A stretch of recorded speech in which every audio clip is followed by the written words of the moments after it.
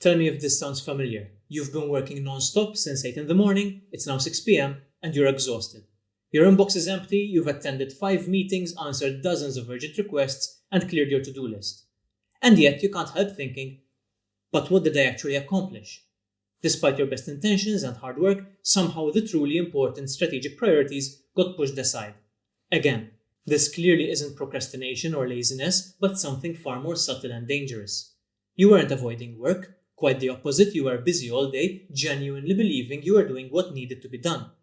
And that's how false priorities trap us. They masquerade as important work while quietly drawing attention away from your actual responsibilities. So in this 2-part series, we're going to expose the false priorities that steal our attention, and we'll look at their real business costs. You'll learn why simply finishing tasks isn't the same as creating value, and I'll share a practical strategy to refocus on what actually drives results and makes a real impact. So straight up, the 4 things that make us lose sight of our actual priorities are urgency, convenience, comfort zone, and responsiveness. These pretend to be important but actually stop you from working on the things you should be working on, the things you're expected to be working on by your partners, or your team, or your stakeholders, your employees, everyone. Urgency is a tricky one to deal with purely because it's so visceral and misleading, and it comes in 2 forms. The first presents itself as an emergency. Your day is carefully planned out, then an urgent matter comes in that just needs your immediate attention. Or a colleague pops by with a quick question, or a minor crisis erupts that can't wait. Before you know it, that important project you were working on, or maybe had carved out some time for, it gets cast aside. But there's another, even more common form of urgency that steals our focus. The looming deadline. We see a due date approaching on our calendar, and suddenly that task takes priority over everything else simply because it's due soon. We prioritize preparing for that upcoming meeting or finishing that quarterly report because the deadline is approaching, even when other work would create far more value for our business. Now, ideally, we manage to do everything, but we all know that we have far more things to do than we have time for. Something needs to be pushed back, or delegated, or dropped completely. So which item should you sacrifice? In other words, what would you rather get in trouble for? Not handling your main responsibilities or true priorities? Or secondary things that can range from busy work to relatively important but not the most important tasks. Both types of urgency create an emotional response, a feeling that action must be taken soon, above everything else. But just because urgent matters are, by definition, time-sensitive, it does not necessarily make them important. Important matters contribute to your long-term mission and goals. Urgency is just an arbitrary deadline. On its own, it doesn't mean anything.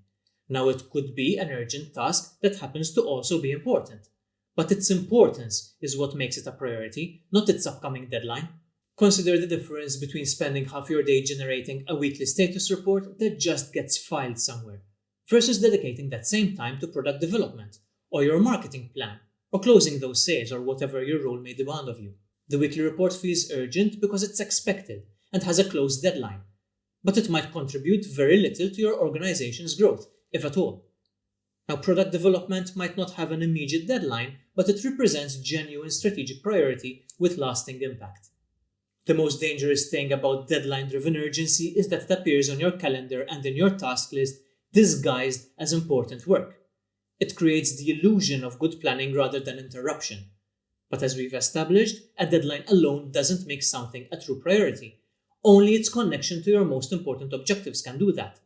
So prioritize your priorities. Focus on them first, then work on the rest afterwards. We have a natural tendency to gravitate towards tasks we can complete quickly and easily.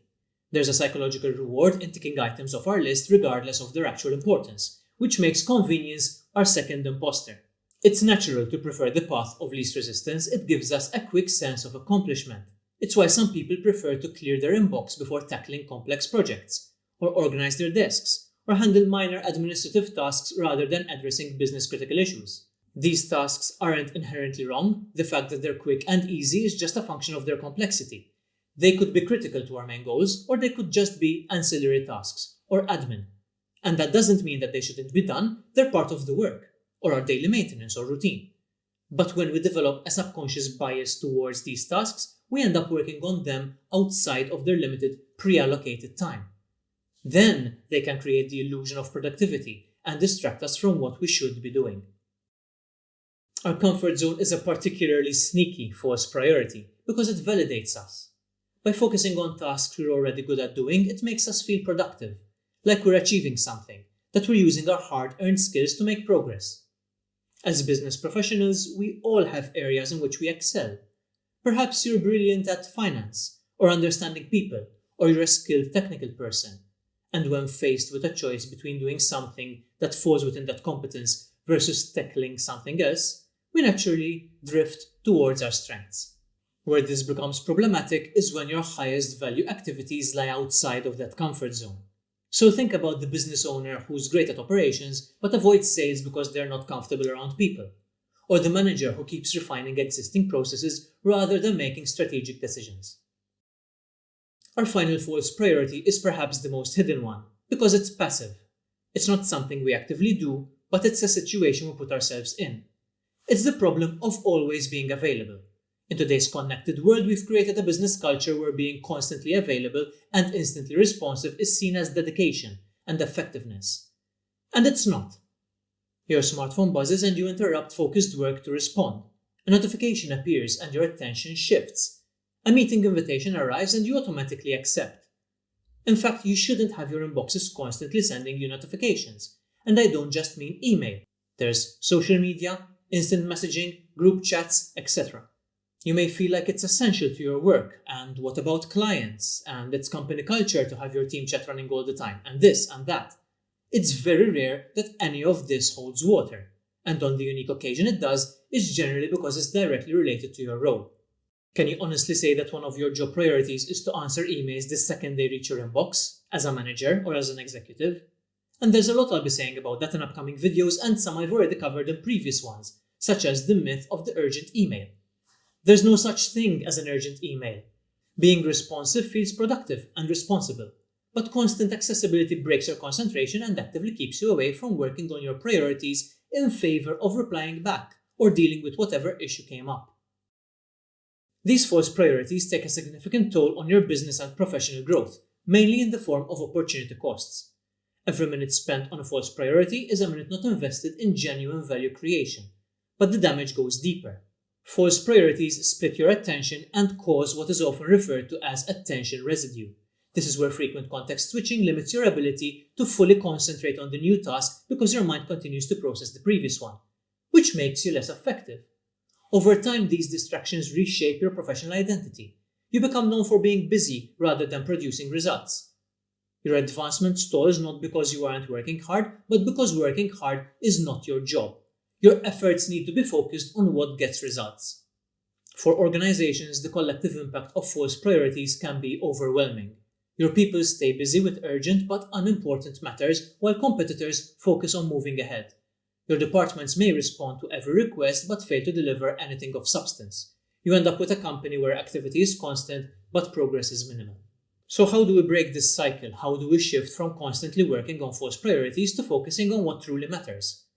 The solution requires more than just personal time management.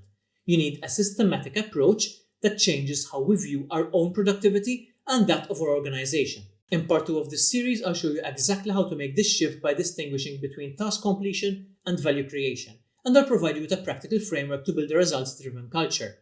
In the meantime, if you want more actionable advice for balancing personal growth with business success, click on the playlist link in the description below and consider subscribing to this channel. Thanks for joining me, and I'll see you next time.